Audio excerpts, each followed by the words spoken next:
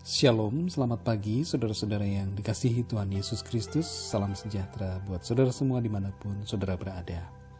Biarlah di pagi hari ini saudara senantiasa berada dalam keadaan yang baik, sehat, dipelihara oleh Tuhan, diberkati Tuhan, dan terus bersemangat, bersukacita dalam menjalani hari ini.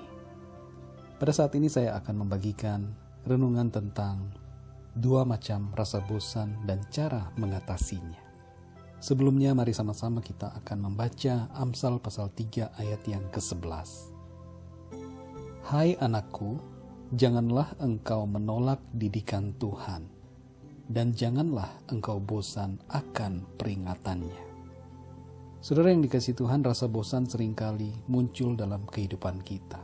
Sadar atau tidak sadar, kadangkala muncul keluhan terhadap rutinitas yang kita jalani setiap hari. Dan kemudian kita merasa ingin lari dari rutinitas tersebut. Saudara-saudara yang dikasihi Tuhan, perlu kita sadari bahwa ada 2 macam rasa bosan. Yang pertama adalah bosan yang positif atau bosan yang dari Tuhan. Rasa bosan ini muncul karena jenuh atau jemu dengan segala perbuatan atau situasi buruk atau kehidupan yang berdosa yang terjadi, yang kita alami, yang kita lakukan, serta potensi ke depan yang tetap buruk. Bahkan kalau kita hidup dalam dosa akan berakibat kebinasaan yang kekal. Sebagai contoh, seseorang yang hidupnya dalam dosa karena menjadi seorang wanita tunasusila atau pria tunasusila. Dua-duanya bisa terjadi pada wanita atau pria. Lalu kemudian ia merasa bosan dan berkata, aku sudah bosan dengan kehidupanku yang buruk. Maka kebosanan itu sesungguhnya datang dari hati nurani atau disebabkan oleh panggilan Tuhan yang terus-menerus kepadanya untuk bertobat. Apabila ini yang terjadi pada saudara, rasa bosan yang semacam ini, maka saudara harus mengambil tindakan untuk meninggalkan kehidupan yang berdosa itu. Tipe rasa bosan semacam ini bisa juga muncul apabila seseorang berada dalam suatu keadaan yang bukan merupakan panggilan hidupnya. Misalnya seseorang yang bekerja di kantor sebagai karyawan, tapi sebenarnya ia punya panggilan hidup yang lain, yaitu untuk menjadi seorang pengusaha, atau untuk menjadi pelayan Tuhan sepenuh waktu. Seperti para murid yang dulunya adalah nelayan, kemudian dipanggil untuk menjadi penjala manusia. Murid-murid Tuhan Yesus punya panggilan yang berbeda, bukan menjadi nelayan, tapi menjadi penjala manusia. Bila rasa bosan jenis ini yang saudara alami, maka berdoalah dan mintalah hikmat Tuhan agar tahu apa yang harus saudara lakukan. Tipe bosan yang kedua adalah bosan yang negatif atau bosan yang dari setan. Rasa bosan jenis ini yang perlu kita waspadai dan berhati-hati sebab bisa menghancurkan hidup kita. Misalnya saudara merasa bosan dengan istri saudara lalu mencari wanita lain. Ini sangat berbahaya buat saudara sendiri dan kelangsungan rumah tangga saudara. Begitu juga sebaliknya bila istri merasa bosan dengan suaminya, sikap suami dirasa olehnya tidak baik, sudah menjemukan lalu di kantor atau di tempat lain ada pria yang baiknya luar biasa, sehingga akhirnya selingkuh dengan pria itu, dengan alasan bosan dengan suaminya. Ini berbahaya, saudara. Inilah rasa bosan yang dimunculkan setan dalam hidup kita. Dan seringkali rasa bosan ini bukan saja dari setan, tapi berasal dari diri kita sendiri oleh karena pikiran dan fokus yang salah. Saudara yang dikasihi Tuhan, ada banyak rasa bosan yang semacam ini. Tipe atau macam yang kedua ini. bosan dengan rutinitas sehari-hari, bosan dengan pekerjaan sehari-hari, bosan cuci piring di rumah setiap hari, bosan untuk bangun pagi setiap hari, bosan menjaga bayi, membersihkan rumah, bosan ke gereja setiap minggu, bosan melayani Tuhan, bosan hidup, dan berbagai rasa bosan lainnya. Apa yang harus kita lakukan, saudara?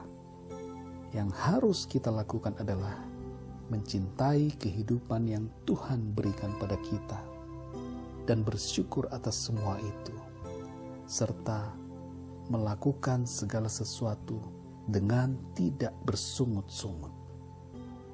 Kasihilah sesama kita, saudara, dan sadarilah bahwa kita bekerja, melakukan tugas atau tanggung jawab untuk orang-orang sekitar, bahkan untuk orang-orang yang kita kasihi, keluarga kita, orang-orang terdekat kita.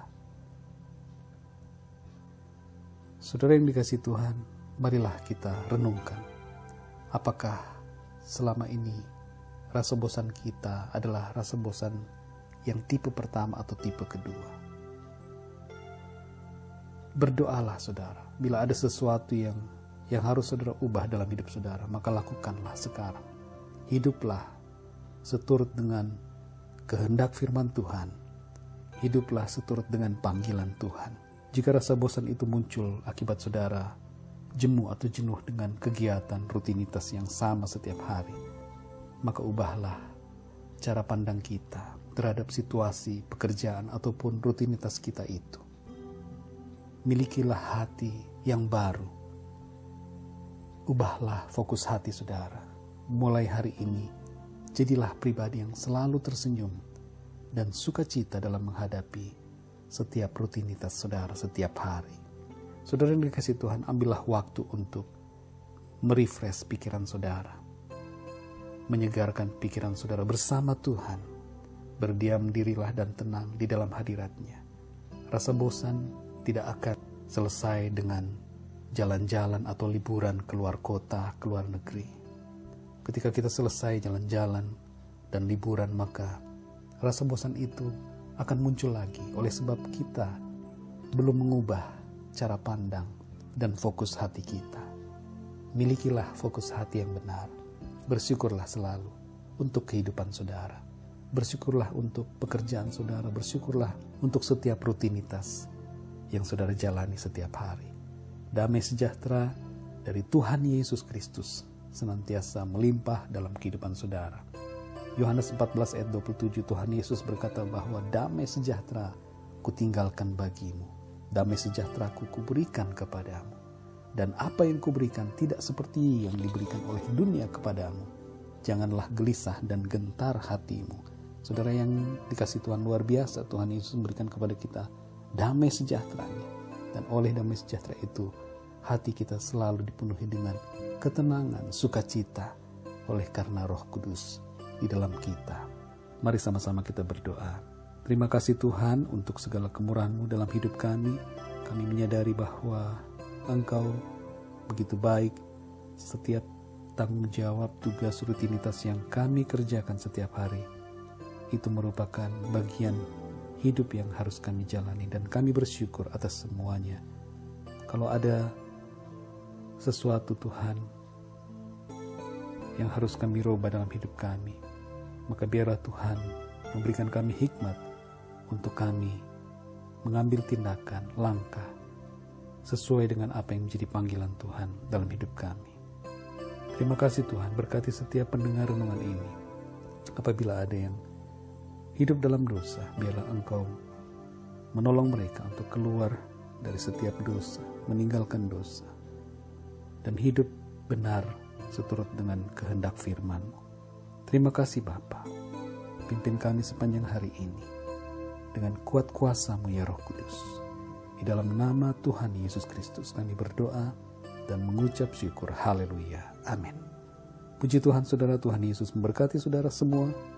Selamat menjalani aktivitas sepanjang hari ini. dan sampai berjumpa dalam renungan pagi berikutnya. Haleluya.